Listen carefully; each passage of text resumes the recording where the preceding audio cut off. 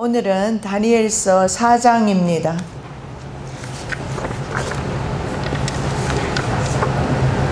제목을 잡아봤습니다. 역사와 인류의 주관자 여호와 하나님. 제목 가운데서 역사와 인류를 주장하시고 주관하시는 주님에 대한 내용이 4장에 나와 있다는 것을 알 수가 있습니다. 자, 바벨론 느부갓네살 왕은 두 개의 꿈을 꿉니다. BC 604년부터 562년까지 바벨론을 통치했던 왕이죠. 그리고 이스라엘을 3차에 걸쳐서 포로로 붙잡아갔던 왕입니다. 자, 두 개의 꿈을 꾸는데 첫째가 2장의 금신상에 대한 꿈이죠. 우리가 금신상에 대한 꿈을 한참 동안 살펴봤습니다. 다니엘서 7장과 더불어서 같이 살펴봤고요. 그 다음에 두 번째 꿈이 오늘 4장에 바로 한 큰 나무에 대한 꿈을 꾸게 됩니다. 이 나무는 바로 느부갓네살 왕을 가리키면서 동시에 세상의 절대적인 권력을 지니는 왕을 대표한다, 왕들을 표현한다, 이렇게 볼 수가 있습니다.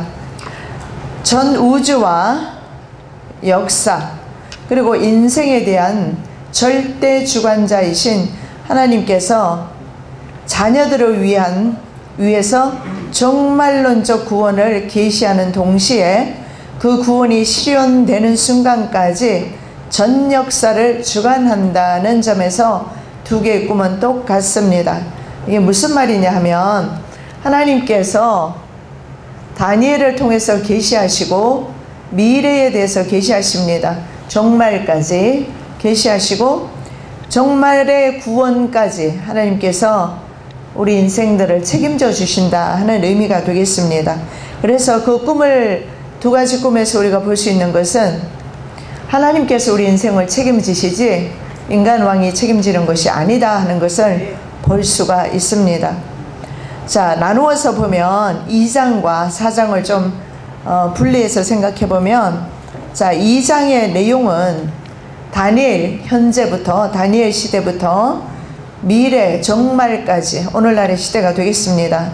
역사를 전개하는 반면에 오늘 나오는 4장은 당시의 세계 제국의 1인자였던 느부갓네살의 왕의 비참한 추락을 통해서 역사와 인생의 주인은, 역사의 주인은, 그리고 사람의 인생의 주인은 하나님이시다 라는 그 사실에 초점을 맞추고 있는 것이 다릅니다. 다시 말씀드리면 2장의 금신상을 통해서 미래의 세상 역사, 마지막 종말 역사까지 말씀하고 있다면 4장의 내용은 한 개인 느부갓네살 왕, 절대자 왕의 어떻게 왕권을 빼앗기며 짐승과도 같이 살게 되는가, 그것을 보여주고 있어요. 그래서 한 개인 인생사까지도 그 주관하시는 분이 주님이시라는 것을 보여주는 사건이 바로 오늘 사건입니다. 그래서 2장은 역사가 진행적인 것을 볼 수가 있어요. 미래까지. 그리고 4장은 동시에 현재적이다. 무슨 말씀이냐면, 제가 특히 종말에 대해서, 미래적인 것에 대해서 제가 말씀을 많이 드리고 강의 다니고 있어요. 그런데 사실은 우리가 미래적으로만 볼 것이 아니라는 겁니다. 현재에도 하나님께서는 역사를 주관하고 계시고 우리 인생들을 붙들고 계시고 그리고 종말까지 붙잡고 가신다는 사실입니다. 그래서 우리가 하나님은 역사 밖에 계시는 분으로 오해하고 믿음 생활할 때가 참 많아요.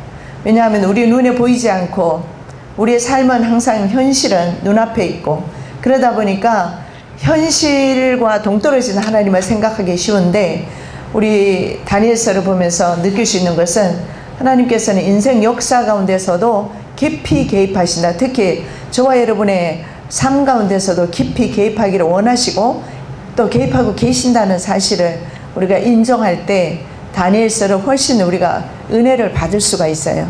그리고 종말에 대한 말씀을 들어도 그 종말의 말씀이 두려움이나 어떤 무슨 강박관념에 사로잡혀서 시대를 보는 것이 아니라 하나님의 눈에서, 영안으로 하나님의 입장에서, 역사적인 관점에서 세상을 바라볼 수가 있게 되면 세상이 어떻게 돌아가는가 이해하기도 쉽습니다. 그래서 하나님의 그 세상의 역사는 2장이 좀 미래적이라면, 2장이 진행적이고 미래적이라면, 그 다음에 4장은 현재적이다. 인간 역사 가운데 한 개인에게도 하나님께서 간섭하고 계신다는 것을 볼 수가 있습니다. 자, 느부갓네살 왕이 한 큰 나무에 대한 꿈을 꿉니다. 4장 내용이죠. 자, 그리고 다니엘이 다시 해석을 하게 됩니다. 그리고 1년 지난 후에, 정확하게 12개월이 지난 후에 꿈이 성취되어서 큰 나무로 표현된 느부갓네살 왕은 광인이 됩니다. 그리고 7년 기간을 지내다가 회복되고, 회복된 것은 하나님 앞에 하나님의 주권을, 자기가 원래는 주권자였잖아요. 근데 자기가 주권자임을 포기하고 하나님이 주권자이심을 인정하고 찬양할 때 그가 바로 회복되는 것을 볼 수가 있어요. 그것이 바로 4장 전체의 내용인 것을 볼 수가 있습니다. 자, BC 605년 갈그미스 전투가 있었어요. 아주 유명한 전투였어요. 이것이 성경에도 나오고 있습니다. 그 당시에 두 개의 패권 국가가 있었어요. 애굽과 바벨론이었습니다. 그들 두 나라가 고대 근동 지역을 둘러싸고 패권 싸움을 벌였습니다. 자, 이때 바벨론의 느부갓네살은 나부신이 나의 경계선을 보호하신다, 자기의 영토를 보호해 준다, 이런 뜻이 되겠습니다. 느부갓네살은 그때 왕자였습니다. 그런데 이 느부갓네살이 갈그미스 전투에서 이집트를 물리치게 됩니다. 승리하게 됨으로써 자신의 능력을 입증받고 차기 황제로 지목을 받게 됩니다. 그는 그 당시에 강대국이었던, 바벨론 이전의 강대국이 아수르였어요. 자, 그 당시에 강대국 아수르를 격파합니다. 그리고 바벨론 제국의 영토를 남부 메소포타미아를 중심으로 해서 지금 폭동이 일어나고 있는 이스라엘의 북쪽에 있습니다. 시리아, 그 다음에 팔레스틴, 이스라엘 땅이죠. 그리고 남쪽에 이집트 일부까지 확장하는, 그런 아주 영토를 확장하는 그런 강력한 왕으로 부상하게 됩니다. 그는 가장 강력한 세계 최대 강대 국가로 바벨론의 통치 기반을 올려놓습니다. 그는 영명하고 또 군사적인 그런 전략이 뛰어난 사람이라고 볼 수가 있습니다. 그리고 그의 공적은 괄목한 것이라, 할 만한 것이라고 그의 비문을 보면은 알 수가 있어요. 그런데 문제가 있었어요. 그가 인간 왕으로서는 참으로 정복도 잘하고 전략도 뛰어나고 용감하고 훌륭하지만 하나님 보실 때 그는 너무나 교만했습니다. 그게 문제예요. 하나님께서는 예수 믿는 사람들의 삶만 개입하시는 것이 아니라 바로 세상사 가운데서도 개입하신다는 사실을 볼 수가 있어요. 그래서 느부갓네살이 하나님 보실 때 너무 교만했습니다. 그가 애굽을 정복할 수 있었던 것은 하나님의 뜻이었기 때문에 그랬습니다. 하나님께서 애굽과 이스라엘을 징계하고자 하는 그런 하나님의 마음이 있었어요. 그렇기 때문에 하나님께서 이집트와 이스라엘을 바벨론에게 넘겨주리라 하나님께서 결정하셨기 때문에 바벨론의 느부갓네살 왕을 사용한 것입니다. 자, 성경 에스겔 29장 10절 20절 말씀에 보면 이런 말씀이 있어요. 그러므로 주 여호와께서 이같이 말씀하셨느니라. 내가 애굽 땅을 바벨론의 느부갓네살 왕에게 넘기리니 그가 그 무리를 잡아가며 물건을 노략하며 빼앗아 갈 것이라. 이것이 그 군대의 보상이 되리라. 그들의 수고는 나를 위하여 함인즉 그 대가로 내가 애굽 땅을 그에게 주었느니라. 주 여호와의 말씀이니라. 자, 여기서 우리가 볼 수 있는 것은 바로 하나님께서 애굽 땅을 바벨론에게 허락하셨다. 자, 이걸 보면서 우리가 알 수 있는 것은 뭡니까? 하나님께서 굉장히 인간 역사에 깊이 개입하고 계신다는 사실을 알 수가 있어요. 그래서 마지막 엔타임에 적그리스도 짐승 정부까지도 사실은 하나님의 역사 가운데 이루어지는 하나님의 엔타임인 것을 우리가 기억하셔야 합니다. 자, 애굽과의 갈그미스 전투에서 승리할 수 있었던 것은, 이 갈그미스 전투는 유명한 것이 느고가 이제 싸우게 되는데, 애굽 왕 이름이 느고예요. 근데 느고와 바벨론이 싸울 때 이때 누가 출전하느냐면 남쪽 유다의 요시야 왕이 출전하게 됩니다.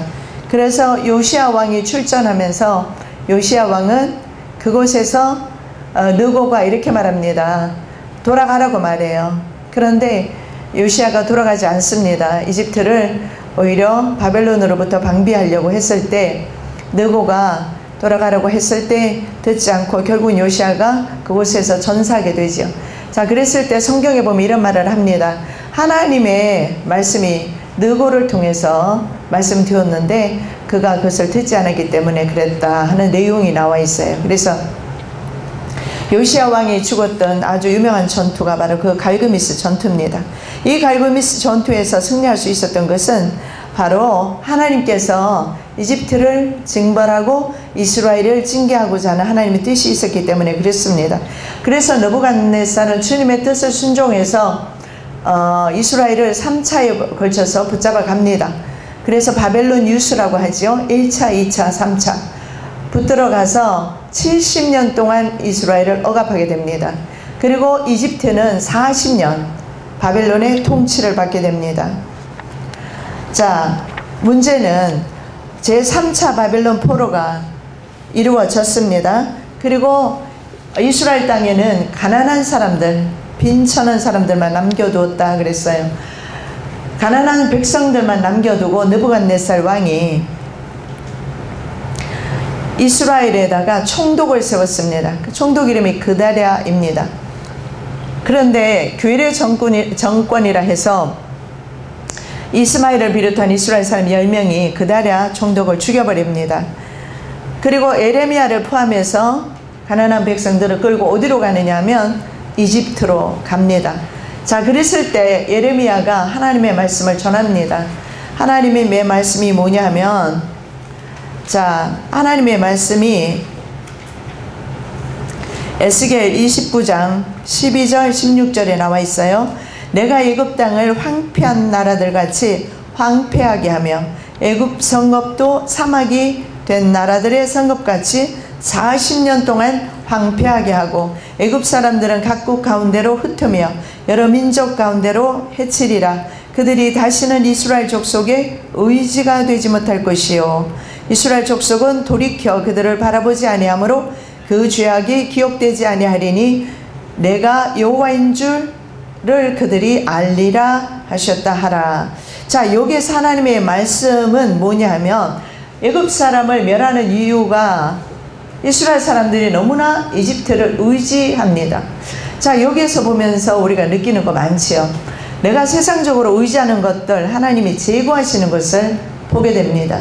돈을 의지하면 돈이 도망가게 되고, 자녀를 의지하면 자녀를 통해서 슬픔을 당하게 되고, 세상적으로 의지하는 것들이 도움이 안 된다는 것을 하나님께서는 이집트를 징계함으로써, 이스라엘을 위해서 이집트를 징계함으로써 하나님께서는 이스라엘을 바로 잡으려 하십니다. 그래서 에레미야는 이제 이스마엘 등의 사람에게 말합니다.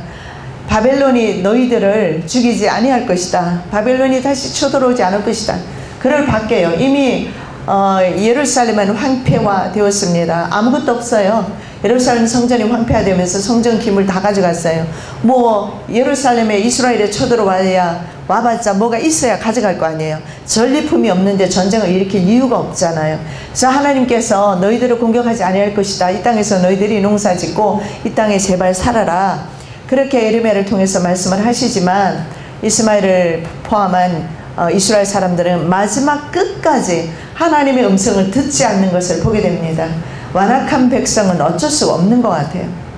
그래서 예레미야를 끌고 이집트로 가서 이집트에서 언제 나오느냐, 70인역이라는 성경을 거기에서 이제 성경을 번역하게 되죠.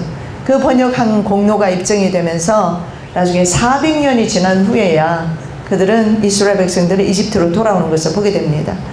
400년 동안 이스라엘이 이집트에서 모세가 영도할 때 말이죠, 종살이 했었습니다. 그런데 이스라엘 사람들은 그 습관을 버리지 못하고 못된 죄성을 버리지 못하고 다시금 이집트를 쫓아갔어요. 그래서 이집트에서 다시금 400년 종살이 하다가 다시 풀려나는 것을 보게 됩니다. 자, 여기서 볼 수 있는 것은 우리가 세상을 끊지 못하고 죄악을 끊지 못하고 말씀대로 살지 못함으로 인해서 하나님의 말씀에 순종하지 못함으로 인해서 오는 그런 결과가 얼마나 엄청난 것인가를 보여주게 됩니다.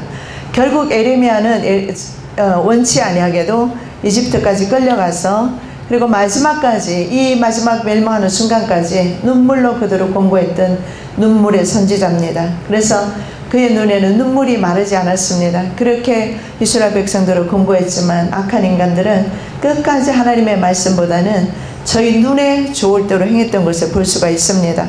말씀이 좀 옆으로 갔습니다만은 어쨌든 바벨론 왕의 입장에서 봤을 때 바로 이집트를 점령할 수 있었던 것, 당시 패권 국가였던 이집트를 점령할 수 있었던 것은 하나님의 이러한 섭리 가운데서 이루어진 것이지 본인의 능력이 아니라는 것을 느부갓네살 왕은 알아야 했습니다. 그런데 느부갓네살은 그 사실을 알지 못했습니다. 자, 성경 말씀을 좀 읽어드리도록 하겠습니다. 그 성경 말씀이 에레미야 42장 10절 17절 말씀. 자, 이집트로 도망갈 때 이스라엘에 대한 하나님께서 에레미야를 통해서 주신 말씀입니다. 너희가 이 땅에 눌러앉아 산다면 내가 너희를 세우고 헐지 아니하며 너희를 심고 뽑지 아니하리니 이는 내가 너희에게 내린 재난에 대하여 뜻을 돌이킴이라. 여호와의 말씀이니라. 너희는 너희가 두려워하는 바벨론의 왕을 겁내지 말라. 내가 너희와 함께 있어 너희를 구원하며 그의 손에서 너희를 건지리니 두려워하지 말라. 너희 유다의 남은 자여 이제 여호와의 말씀을 들으라. 만군의 여호와 이스라엘의 하나님께서 이와 같이 말씀하시되 너희가 만일 애굽에 들어가서 거기에 살기로 고집하면 너희가 두려워하는 칼이 애굽 땅으로 따라가서 너희에게 미칠 것이요 너희가 두려워하는 기근이 애굽으로 급히 따라가서 너희에게 임하리니 너희가 거기에서 죽을 것이라. 무릇 애굽으로 들어가서 거기에 머물러 살기로 고집하는 모든 사람은 이와 같이 되리니 곧 칼과 기근과 전염병에 죽을 것인즉 내가 그들에게 내리는 재난을 벗어나서 남을 자 없으리라. 자, 하나님께서 바벨론 겁내지 마라 그렇게 말씀을 합니다. 부와 시브라, 여러분 두 산파를 기억할 것입니다. 두려운 그 당시에 강대국가 왕 바로가 있었지만 바로 왕을 두려워하지 않았어요. 하나님을 경외했다, 하나님을 두려워했다 그렇게 나와 있어요. 보잘것없는 산파들도 하나님을 두려워했다, 인간 왕을 두려워하지 않았다. 그런데 이스라엘 사람들은 바벨론 왕을 두려워하지 말라고, 하나님께서 사용하시는 몽둥이에 불과하다, 하나님께서 이스라엘을 징계하시는 채찍에 불과하다, 타는 부적갱이와 같다 그렇게 말씀을 하지만 사람들은 끝까지 눈에 보이는 것 때문에 무서워하고 그것 때문에 실족하는 것을 보게 됩니다. 그래서 이스라엘은 결국 하나님을 신뢰하지 못하고 다시금 이집트로 종살이하러 들어가는 것을 보게 됩니다. 여러분, 더 이상 이것은요 우리에게 상징하는 바가 매우 큽니다. 우리가 세상적인 습관 못 벗어버리면 그 습관이 나를 반드시 세상으로 또 끌고 갑니다. 그래서 꼭 보면 술 때문에 내지는 다른 나라 외국에 보면 흑인들은 보면요 마약에 늘 쪄들어서 살아가요. 그거 벗어나지를 못해요. 그래서 이스라엘 백성들이 그랬습니다. 우리 인간들이 그래요. 자기의 그 잘못된 습관을 벗어나지를 못해서 계속 그 속에서 다람쥐 쳇바퀴 돌듯이 그렇게 도는 인생 살아가는 것을 보게 됩니다. 여러분, 우리 다니엘서를 통해서 역사는요 진행적이라고 그랬습니다. 좀 전에 제가 말씀드렸죠. 역사는요 항상 멈추는 법이 없어요. 하나님의 역사는 항상 앞만 바라보고 나아가는 진취적이고 진행적이고 미래적이고 소망적입니다. 우리가 과거에 연연하면서 우리의 세월을 허송할 필요가 없어요. 대다수 어르신들 만나보면서 제가 젊었을 때 느낀 점이 있어요. 할머니들 모이면, 특히 할아버지들은 더 하시죠. 남자분들 모이면 왕년에 내가 뭘 했고 항상 그 이야기입니다. 너무너무 잘 나갔어요. 너무 잘 나갔어요. 과거에 너무 잘 나간 거 상관없어요. 현재가 중요합니다. 현재 내가 주님과 함께 동사하느냐, 미래적인 삶을 사느냐, 긍정적인 삶을 사느냐, 주께서 기뻐하시는 그 소망과 기쁨과 희열을 가지고 천국 백성답게 사느냐가 중요한 것이지, 과거가 중요한 게 뭐가 있습니까? 그런데 이스라엘 사람들은요 과거에 부추먹고 과거에 종살했고 이런 것들의 그 습성을 결국은 버리지 못해서 돌아가게 됩니다. 자, 그러자 이제 느부갓네살 왕은 누구를 치느냐 하면 이집트를 치게 되죠. 그래서 이집트를 공략하게 됩니다. 이러한 하나님의 그 섭리 차원에서 이집트가 자신의 수중에 떨어진 것을 알지 못했지요. 그래서 그는 교만하기 시작했습니다. 자, 그래서 왕궁에서 자기의 통치 지역을 바라보면서 교만하게 목을 뻣뻣하게 있을 때, 자, 12달이 되었습니다. 12달이 지났습니다. 다니엘서 4장 29절에 31절 말씀입니다. 12달이 지난 후에 내가 바벨론 왕궁 지붕에서 거닐세, 나 왕이 말하여 이르되 이 큰 바벨론은 내가 왕입니다. 하나님이 아니지요. 내가 능력과 권세로 건설하여 나의 도성으로 삼고 이것으로 내 위엄에 영광을 나타낸 곳이 아니냐 하였더니, 이 말이 아직도 나 왕의 입에 있을 때 하늘에서 소리가 내려 이르되 느부갓네살 왕아 내게 말하노니 나라의 왕위가 내게서 떠났느니라. 내가 능력과 권세로 건설하여 내 위엄의 영광을 나타낸 것이라. 이렇게 표현하는 그 순간에 이 교만한 것이 얼마나 하나님께서 싫어하는 것인가를 볼 수가 있어요. 내가 능력과 권세로 건설했다 이 도성을, 내 위엄의 영광, 내가 바로 하나님이란 말이죠. 그 소리가 나는 순간에 이방의 왕이지만 그는 이성을 잃어버리고 미쳐버렸습니다. 광인이 되었어요. 그리고 들판을 헤매고 다녀야 했습니다. 자, 이제 구체적으로 내용을 보도록 하겠는데, 땅의 중앙에 있는 한 나무, 자기가 꿈을 꿨지요. 그 꿈을 꾸고 다니엘이 해석해 준 것입니다. 첫 번째로 살펴볼 것은 땅의 중앙에 있는 한 나무, 이 나무는 바로 느부갓네살 왕을 가리킵니다. 자, 10절 말씀입니다. 내가 본적 땅의 중앙에 한 나무가 있는 것을 보았는데 높이가 높더니. 성경에 보면 종종 사람을 나무로 비유하는 경우가 있습니다. 정복을 끝내고 넓은 땅을 다스리는 느부갓네살이 바로 그 큰 나무입니다.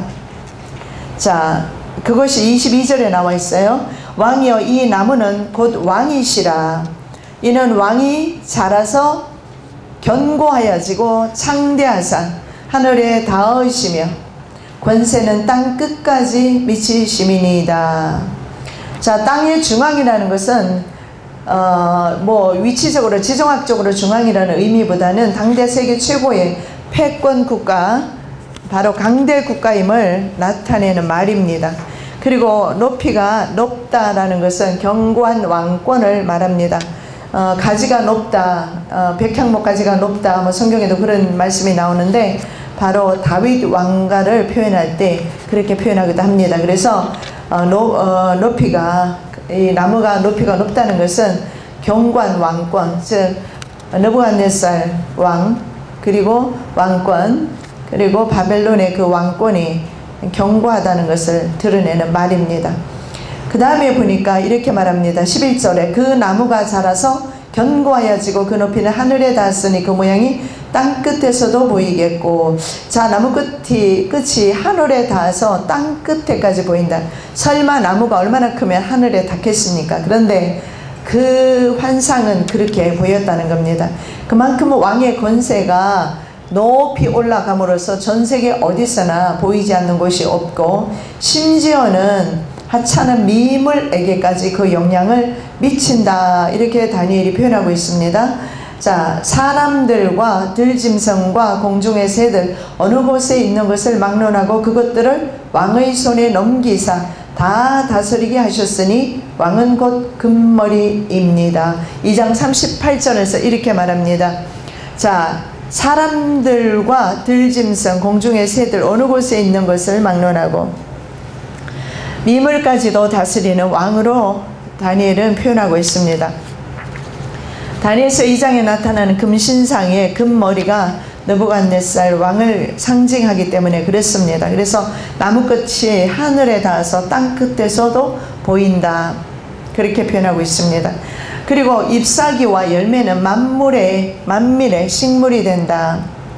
자, 그 잎사귀는 아름답고 그 열매는 많아서 만민의 먹을 것이 될 만하고 들짐승이 그 그늘에 있으며 공중에 나는 새는 그 가지에 깃들이고 육체를 가진 모든 것이 거기에서 먹을 것을 얻더라. 12절에 그렇게 말씀합니다.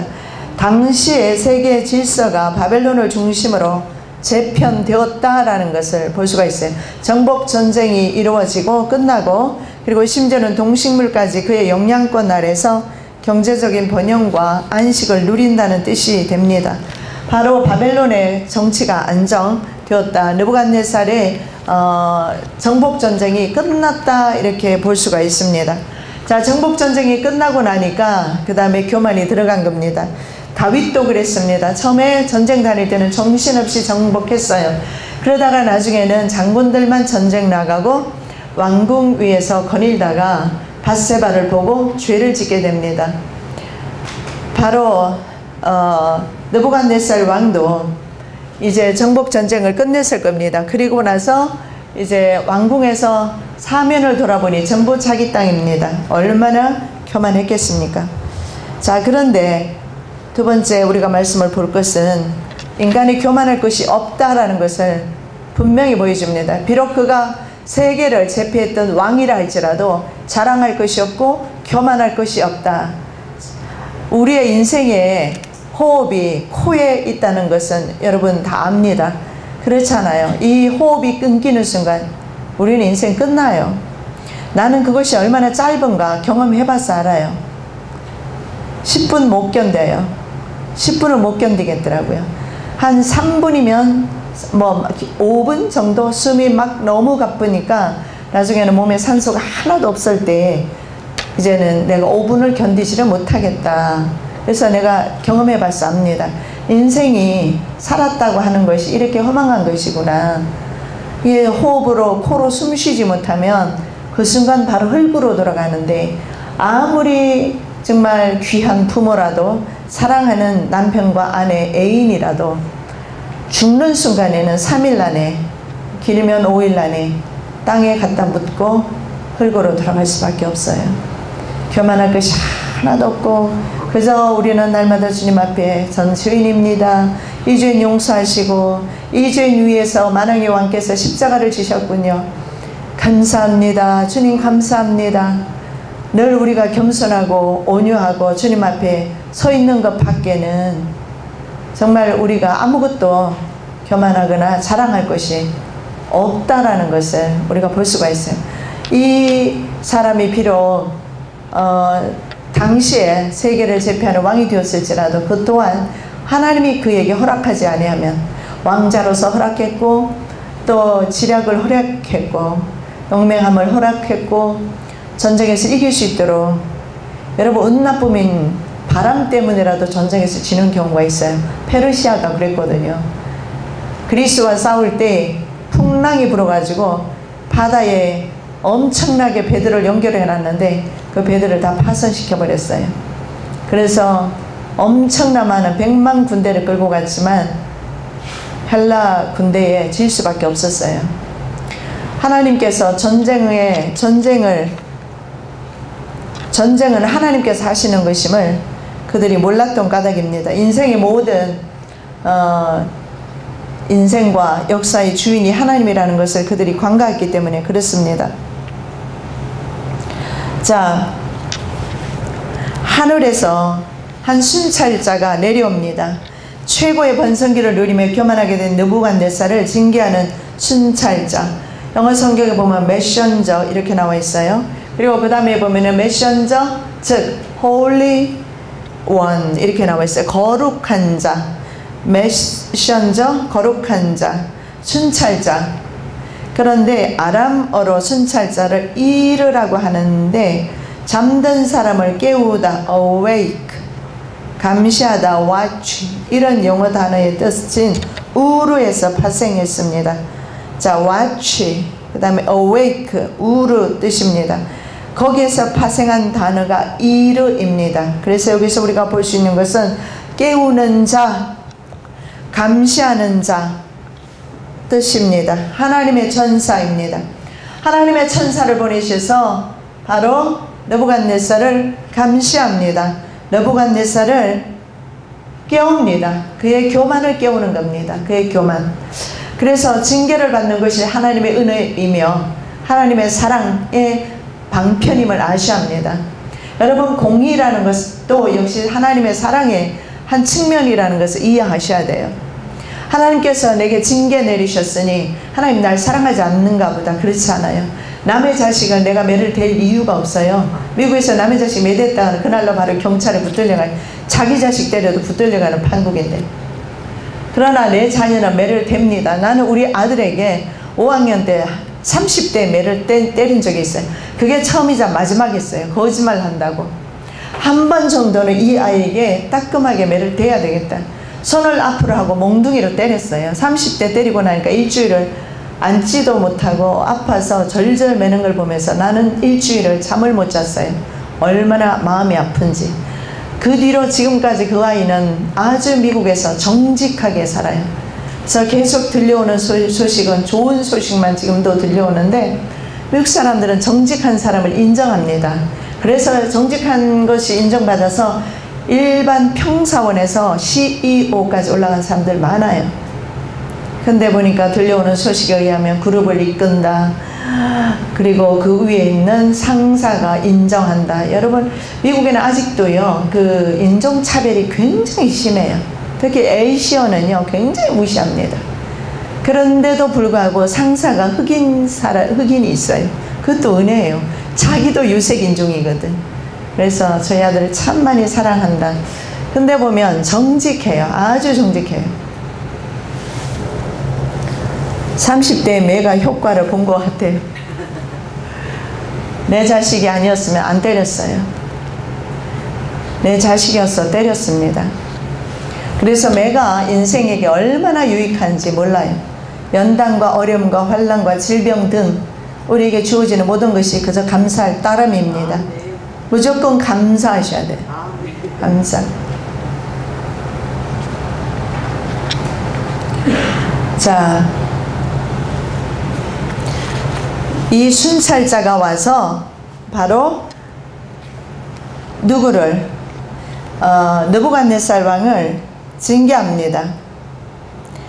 내가 침상에서 머릿속으로 받은 환상 가운데에 또 본 적 한 순찰자 한 거룩한 자가 하늘에서 내려왔는데 13절 그러나 더욱 큰 은혜를 주시나니 그러므로 일렀어되 하나님이 교만한 자를 물리치시고 겸손한 자에게 은혜를 주신다 하였느니라. 하나님께서는 겸손한 자를 사랑하시죠. 예, 그래서 교만한 자를 물리치신다. 교만한 자를 징계하신다.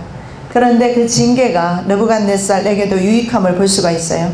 자, 순찰자가 와서 부르트기를 남기고 나무를 베어버립니다. 그가 소리질러 이처럼 이르기를 그 나무를 베고 그 가지를 자르고 그 잎사귀를 떨고 그 열매를 해치고 짐승들을 그 안에서 떠나게 하고 새들을 그 가지에서 쫓아내라. 14절. 여러분 보십시오. 순찰자가 와서 베고 자르고 떨고 해치고 떠나게 하고 쫓아내라. 철저하게 그의 왕권이 그의 권위가 땅에 박살나버립니다. 한순간에 박살나요. 비참한 처지로 전락됩니다.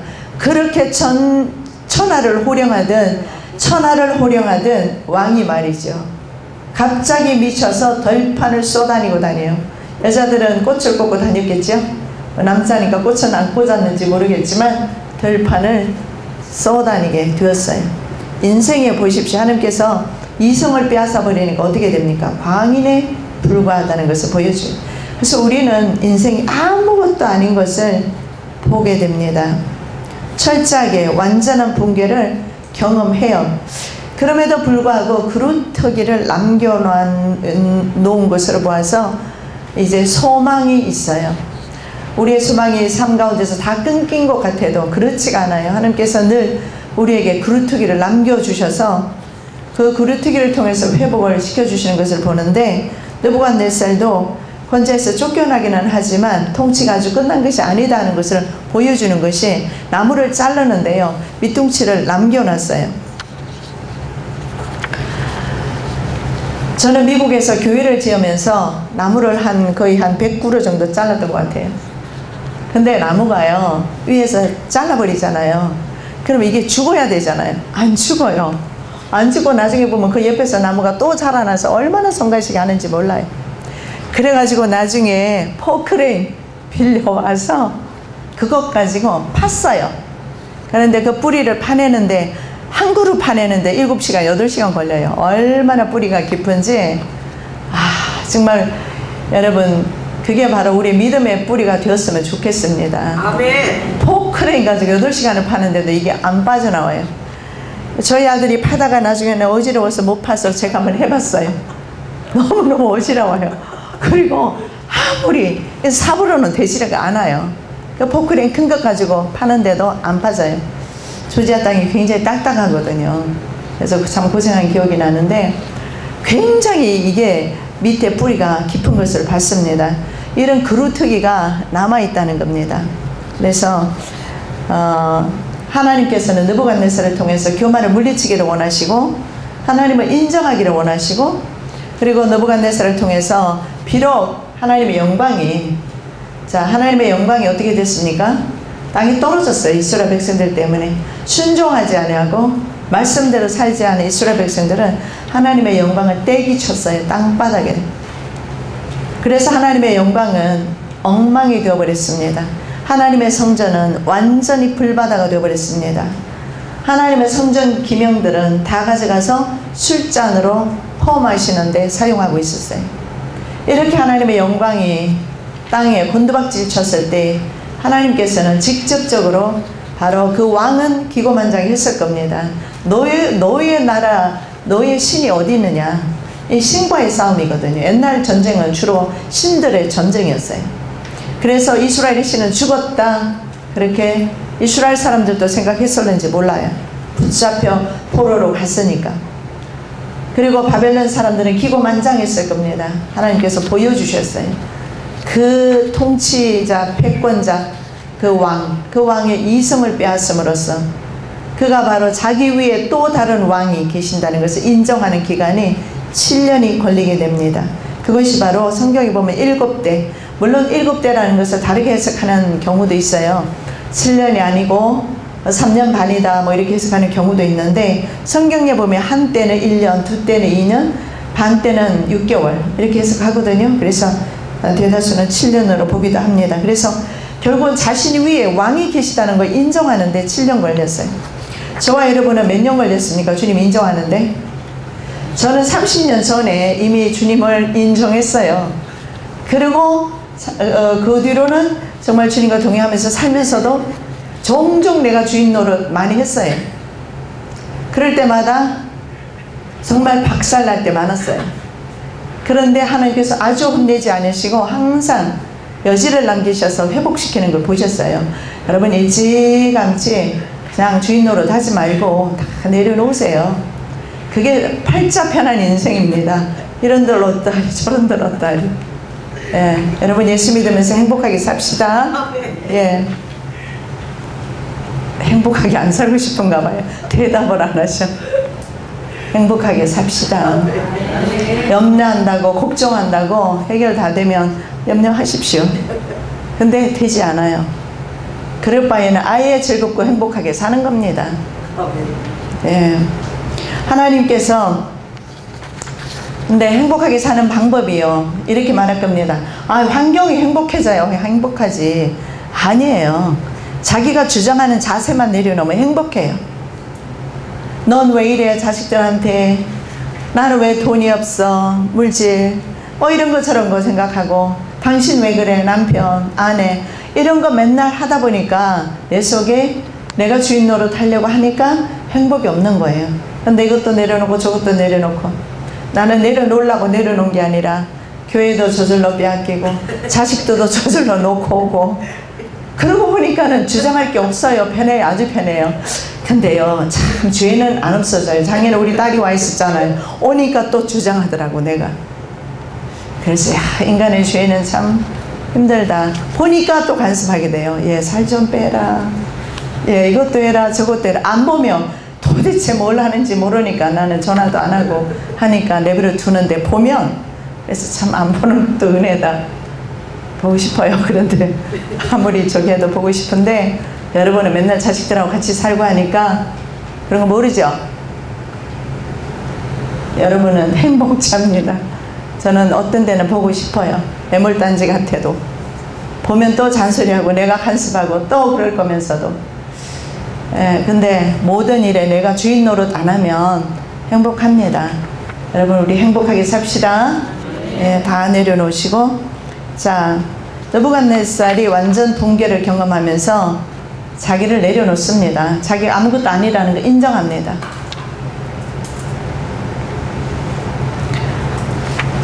그럴 때 그 기간이 7년이 걸렸어요. 여러분, 7년으로 끝난 것을 느부갓네살은 감사해야 했습니다. 그렇잖아요. 평생 갔더라면 어떡할 뻔했어요. 저와 여러분도 마찬가지입니다. 이쯤에서 주장하는 자세 그만두시고, 더 이상 우리가 내 인생의 주인으로 생각하지 마시고, 내 환경에 내가 주인이라 생각하지 마시고, 내 인생 주님이 주인이시고, 내 환경의 주인도 주님이시고, 그거 인정 딱 하고 걸어가면 진짜 신간 편하다고 그러죠. 편해요. 간이 붓지도 않고요. 너무 스트레스 많이 받고 하니까 간도 붓고요. 그렇잖아요. 스트레스 너무 받으니까. 자, 나무 부르트기를 철과 놋줄로 동려 매는 것이 나옵니다. 권자에서 쫓겨난 느부갓네살이 정신 이상이 되어서 놋줄에 동려 매여 쥐게 되거나 아니면 그와 같은 정신적 고통을 당할 것을 의미한다. 여러분, 놋줄이라는 것은, 이것은 일반 줄이 아니에요. 끊어지지가 않아요. 하나님께서 우리에게 연단하실 때는 놋줄로 동이신 것을 보게 됩니다. 왜냐하면 하나님께서는 이미 한번 연단하기로 시작하시면 하나님의 때까지 가야 돼요. 하나님의 정한 기간이 있어요. 이스라엘 사람들은 거짓 선지자는 2년 만에 돌아온다고 거짓말했어요. 근데 하나님께서는 아니다, 70년이다. 에레미야를 통해서 말씀하십니다.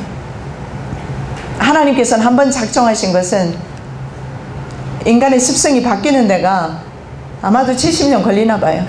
그러니까 70년이라고 했겠지.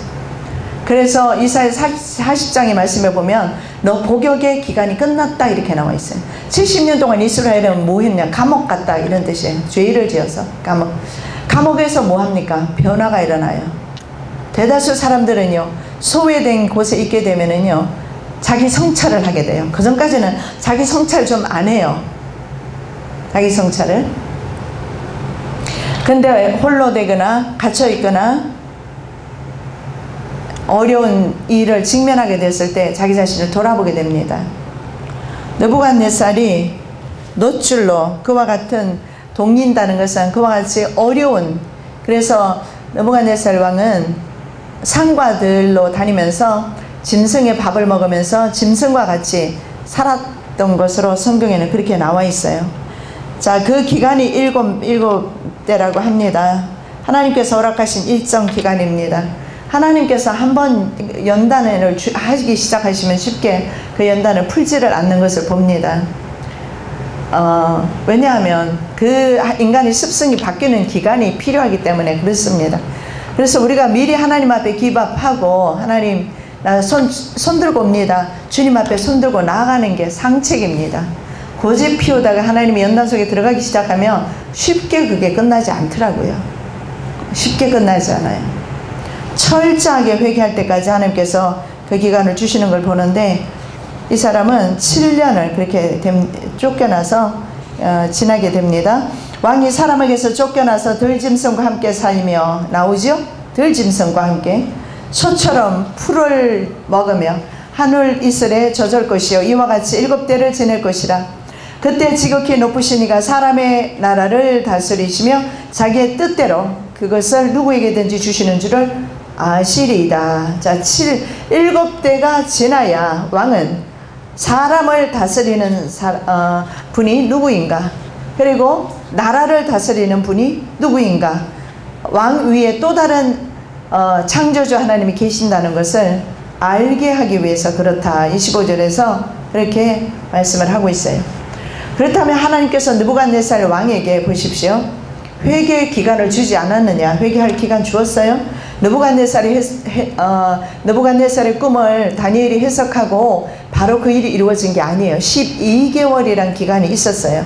그런 유예 기간이 있었는데도 불구하고 회개하는 기회를 놓치고 마는 경우를 보게 됩니다. 33절입니다. 바로 그때에 이 일이나 느부갓네살에게 응함으로 내가 사람에게 쫓겨나서 소처럼 풀을 먹으며 몸이 하늘 이슬에 젖고 머리털이 독수리털과 같이 자랐고 손톱은 새 발톱과 같이 되었느니라. 짐승을 방불하는 모습이죠. 회개할 기회를 놓쳐서 그렇습니다.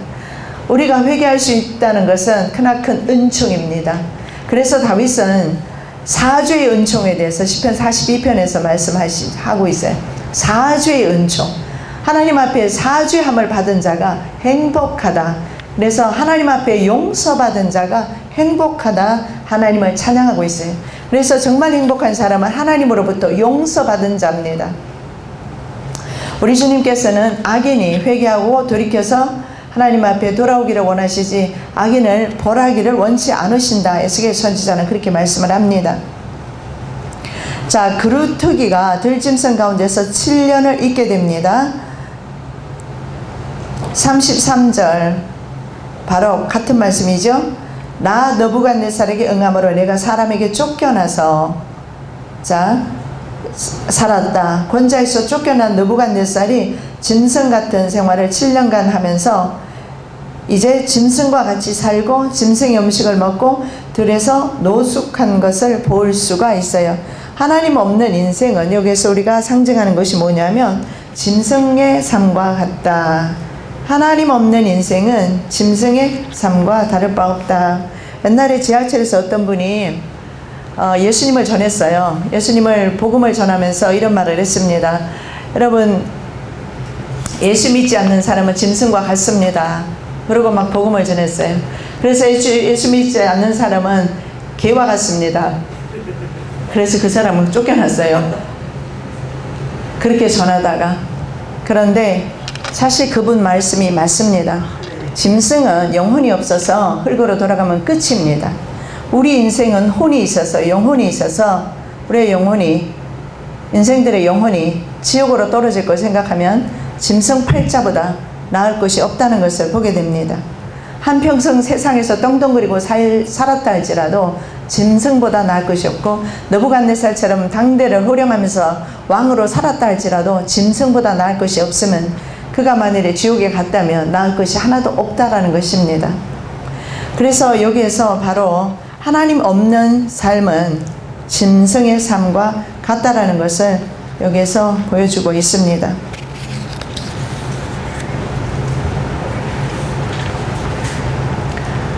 자, 하나님의 주권과 하나님의 절대성을 인정하는 기간, 바로 세상이 하나님을 인정하는 기간이 7대입니다. 이것이 7년이든 몇 년이든 상관없어요. 각자 인생들에게 바로 이런 기간들이 있었을 겁니다. 여러분도 하나님을 배우는 기간들이 있었을 겁니다. 연단의 기간들이 있었을 겁니다.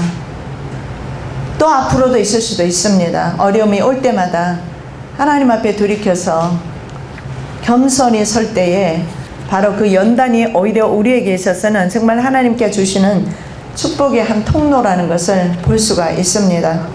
하나님의 주권을 인정하고 절대 주권입니다. 내 인생의 절대 주권이요. 절대적으로 내가 조금이라도 들어가면 요건 내가 해야지. 그거 아니에요. 그게 참 쉽지 않아요. 우리가 왜냐하면 눈으로 보고 우리가 판단하고 우리가 먹고 마시고 다 하루 종일 하잖아요. 그런데 내가 그것을 정말 하지 않기는, 내려놓고 하나님께 올려드리기는 쉽지는 않습니다. 그러나 습관적으로 여러분 기도하면서 한번 해보십시오. 그래서 하나님이 이 절대 주권을 인정하는 순간에 하나님은 영광 받으시고 저와 여러분의 삶은 행복한 삶, 편안한 삶, 그런 삶이 될 것입니다. 자, 25절입니다. 왕이 사람에게서 쫓겨나서 들짐승과 함께 살며 소처럼 풀을 먹으며 하늘 이슬에 젖을 것이요 이와 같이 7대를 지낼 것이라. 그때 지극히 높으신 이가 사람의 나라를 다스리시며 자기 뜻대로 그것을 누구에게든지 주시는 줄을 아시리이다. 여기서 분명히 볼 수 있는 것은 뭡니까? 자, 높으신, 지극히 높으신, highest, 가장 높으신 이가 사람 나라 다스리고 그리고 당신의 뜻대로 그것을 누구에게든지 준다. 여러분, 결국은 여기서 볼 수 있는 것은 역사의 주인 되신 하나님을 선포하고 있습니다. 그런데 하나님께서는 누구를 통해서? 다니엘이라는 사람을 통해서 선포하고 있는 것을 보게 됩니다. 이스라엘 사람들은 하나님 앞에 불순종함으로 포로로 붙들려 가게 되었습니다. 그러나 그 중에서도 세상을 반대하는 콘트라문드, 세상을 반대하고 하나님께 순종하는 다니엘과도 같은 사람들, 이런 사람들은 바로 하나님의 영광을 선포하는 일에 그 사명을 감당하고 있는 것을 보게 됩니다. 그래서 다니엘을 통해서 하나님의 영광은 지금 계속적으로 바로 이 왕에게 선포되어지고 있는 것을 보게 됩니다. 자, 세상 제국이나 지도자를 성경에서는 짐승이라고 표현합니다. 우리 짐승 많이 배웠죠. 이제 7장에 가면 짐승에 대해서 또 볼 겁니다. 그런데 우리가 2장 금신상 하면서 다니엘서 7장에 네 짐승을 살펴보았기 때문에 빨리 넘어갈 것입니다만, 짐승 하면 여러분 알 것입니다.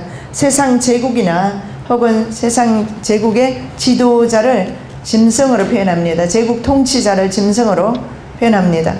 자, 그런 의미에서 성경에서 세상 제국이나 지도자를 짐승이라고 표현하는데, 그런 의미에서 7년 기간 동안의 짐승 같은 삶은, 느부갓네살의 삶은 바로 짐승이 지배하는 7년 환난이나 혹은 후 3년 반의 대환난의 시기 내지는 짐승 지배 체제 적그리스도 국가를 생각해 볼 수가 있습니다. 왜 그랬냐면 전 3년 반은 적그리스도가 통치하지 않아요. 후 3년 반, 그것을 한때, 두때, 반때라고 합니다.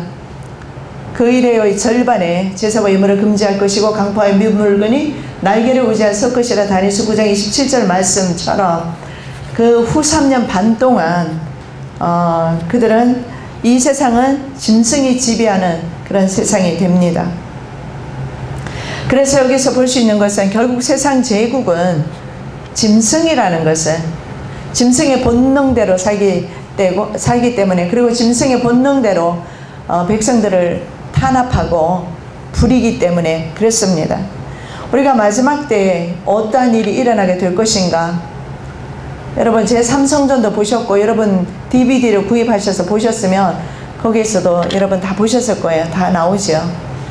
지구의 인구를, 수많은 인구, 제가 생각했을 때는 2만만 중에 3분의 1로 봅니다. 6,600만 명이 3차전에서 죽게 되지 않을까 생각하는데, 근데 그 DVD에서는 보니까 세계 인구의 3분의 1로 보더라고요. 세계 인구가 70억에서 3분의 1이면 적어도 20억 이상이 이제 처참하게, 어쩌면 비참하게 죽어가게 될 때, 그런 때 바로 그때가 짐승이 지배하는 체제입니다. 그래서 세상 제국은 온전치가 못해서 하나님께서는 이스라엘 백성이 왕을 달라고 했을 때 거절했던 이유가 그겁니다. 인간 왕은 사람들을, 백성들을 탄압하기 때문에 그래요. 중앙 집권 체제가 되면 백성을 탄압하고 하나님의 자리에 오르려고 합니다.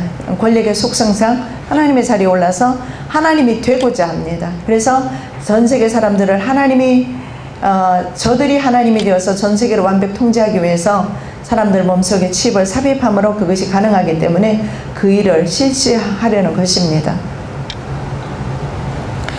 자, 그가 장차 지극히 높으신 이를 말로 대적하며 또 지극히 높으신 이의 성도를 괴롭게 할 것이며, 자, 말로 대적한다고 그랬어요. 하나님의 자리에 올라서 그가 또 때와 법을 고치고자 할 것이며 성도들은 그의 손에 붙임 바 되어 한 때와 두 때와 반 때를 지내리라. 다니엘서 7장 25절 말씀입니다.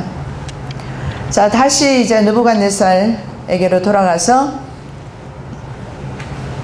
느부갓네살이 하나님을 인정하자 왕권이 회복되는 것을 보게 됩니다. 교만을 뉘우치고 하나님의 절대 주권, 심지어는 자기 생명의 주관자도 하나님이심을 인정하고 하나님은 영원히 살아계시고 자기는 생명은 유한하다는 것을 인정하고 하나님의 통치를 받아들이고 하나님을 경외하는 마음이 들었을 때 청명이 돌아왔습니다.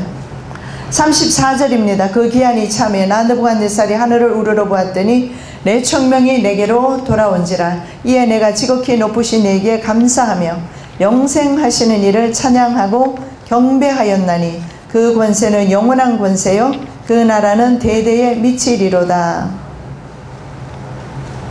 자, 여기에서 이렇게 말하죠. 하나님의 권세는 뭐라고 하죠? 영원한 권세다. 자기는 영원하지 않은 권세다 인정하는 겁니다. 하나님의 권세가 영원하다. 왜냐하면 자기의 충명을 빼앗겨 보니까, 이성을 잃어보니까 왕권이 중요한 것이 아니라 인생 자체도 굉장히 유한한 인생임을 알게 됩니다. 그래서 하나님의 나라는 영원하다. Eternal Life입니다. 영생입니다. 영원한 나라에 들어가서 영생을 얻고 살아갑니다. 그래서 사실은요, 이들보다도 우리가 더 권위가 있습니다. 자녀의 권세죠. 우리가 지금은 없는 것 같고 가난하고 보잘것없고 이름도 없고 그렇지만 하나님께서 우리 이름을 아시고 인정하시고 그리고 하나님, 영원한 하나님 나라에서 영생을 허락하시고 바로 하나님의 보좌, 하나님의 그 제사장의 직분을 감당케 해주시기 때문에 실질적으로 미래에는 우리가 더 느부갓네살 왕들보다, 세상 열왕들보다 더 권세 있는 자입니다. 그렇기 때문에 잠시 잠깐의 목숨을 아까워해서 세상 권세를 무서워할 필요가 없어요. 두려워할 필요가 없어요. 그래서 예수님께서 목숨을 죽이는 자들 두려워하지 말고 목숨과 영혼을 능히 지옥에 멸하시는 하나님을 두려워해라, 여호와를 두려워해라, 그렇게 말씀하고 있습니다. 그래서 우리가 종말의 때에 어쩌면 우리가 다니엘보다 시대보다 더 극한, 예수님께서 말씀하시기를 창세 이후로 이런 환난이 없겠고 반드시 이런 환난을 보게 될 터인데 그때조차도 우리는 반드시 능히 승리합니다. 왜냐하면 우리는 하나님의 자녀의 권세를 가지고 있고 우리나라는 세상이 아닙니다. 우리나라는 하늘나라이기 때문에. 제가 지금 미국 시민권을 가지고 있잖아요. 근데 살기는 한국에 살잖아요. 근데 원래는 한국의 시민권 가지고 있었어요. 시민권이 왔다 갔다 한 거예요. 그리고 한국에서 내가 영원토록 살리라 생각하고 과천에 2층 집 짓고 2층도 세 단에 보내고 아래층도 내가 살고 2층도 내가 살고 2층에는 우리 아들 장가가면 그곳에 며느리 봐서 살게 하고 그러다가 3년도 못 살고 미국으로 쫓겨갔어요. 미국에서 내가 이제는 여기서 이제는 죽을 때까지 미국에서 내가 뼈를 묻어야지 하고서 교회도 짓고 집도 사고 했는데 다시 한국으로 왔어요. 내 인생을 보면서 참 어떻게 한 곳에 정착하지 못한 인생 왜 이러냐 이런 생각도 들기도 했지만요, 저는 굉장히 깨닫는 게 많아요. 아무 곳에도 정착할 곳이 없구나. 여기에 집을 사보지만 그곳에 만족함이 없고 저곳에 집을 사봐도 만족함이 없고 이곳에 가봐도 저곳에 가봐도 어느 곳에 간들 만족함이 없고. 작년에 우리 아이가 온다고 그러니까 너무 반갑더라고요. 간다고 하니까 슬프더라고요. 그러니까 인생이 그런 것 같아요. 만나면 좋지만 헤어지면 슬프고 그 뭐 인생이 봐도 그만이고 안 봐도 그만이고 안 보면 그런데 또 보고 싶고 이게 인생인 것 같아요. 그래서 저는 철저하게 깨달은 것이 어느 한 곳에도 내가 정착을 할 곳이 없구나, 이걸 참 많이 깨닫습니다. 왜 그랬습니까? 우리의 마음속에는 영원을 사모하는 마음이 있다, 성경이 그렇게 말해요. 영원을 사모하는 마음이 있다는 것은 우리가 영원히 살 곳은 바로 영원한 하나님 나라이기 때문에 그래요.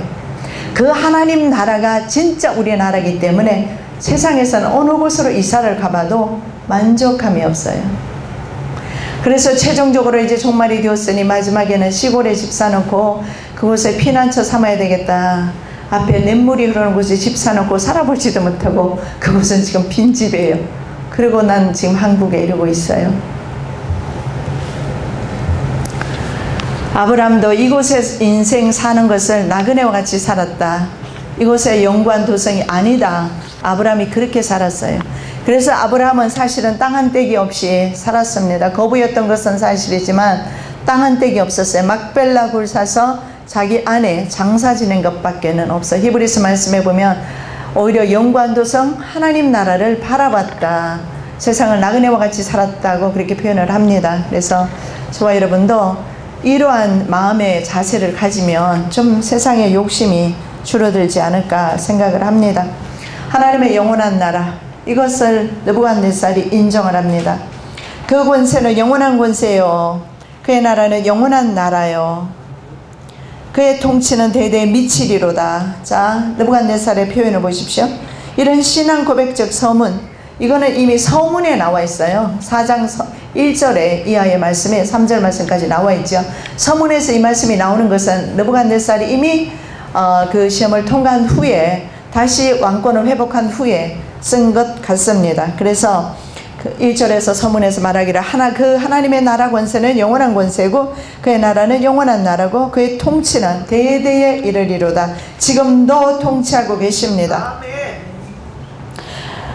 그리고 그의 통치권, 주권, 영원성을 노래하고 있습니다. 자기가 이미 경험해봤어, 알고 있어요. 신의 아들을 자처하던 고대 왕들의 모습에서 벗어났습니다. 자기가 이제는 신이 아니에요. 하나님의 절대 주권, 하나님의 위대함을 찬양하고 있습니다. 마지막으로 우리 말씀 보겠습니다. 요한계시록 11장 15절 우리 다 함께 봉독하겠습니다. 일곱째 천사가 나팔을 불매 하늘에 큰 음성들이 나서 이르되 세상 나라가 우리 주와 그의 그리스도의 나라가 되어 그가 세세토록 왕노릇 하시리로다 하니. 계시록 11장 15절 일곱째 천사가 나팔 부니까 세상 나라가 주의 나라가 되었습니다. 여섯째 나팔 불 때 전쟁이 일어나고 3차 전쟁이 일어나고 일곱째 나팔 불면 마지막 나팔에 주님 공중 재림하십니다. 강림하십니다. 죽은 창세 이래로 죽은 자가 부활하고 살아있는 자가 변화 승천하게 됩니다. 그리고 이제 우리나라, 진짜 우리나라. 나는 그래서 미국도 한국도 아닌 것 같아요. 사람은 한국 사람인데 시민권은 미국 거 가지고 있어요. 여기는 고소증이라고 해서 3년 동안 살 수가 있어요. 3년 후에 다시 갱생, 아니 뭐라고 그러죠? 연기? 예, 다시 또 받아야 돼요. 자, 나그네 인생 삽니다. 나그네 인생 여러분 너무 힘들다고 생각하지 마시고 잠깐입니다. 길어봤자 인생 80이고 짧은 인생 60이면 끝입니다. 너무 애달파하지 마시고 속상해하지도 마시고 영원한 나라 바라보시기 바랍니다. 곧 이제 여섯째 나팔 붑니다. 전쟁이 일어납니다. 그리고 주님께서 오십니다. 마지막 나팔에 주님 오십니다. 세상 나라가 주님의 나라로 변하게 될 것입니다. 그때 우리는 주님과 함께 왕노릇하게 될 것입니다. 마지막까지 승리하시기를 예수님의 이름으로 축복합니다. 아멘.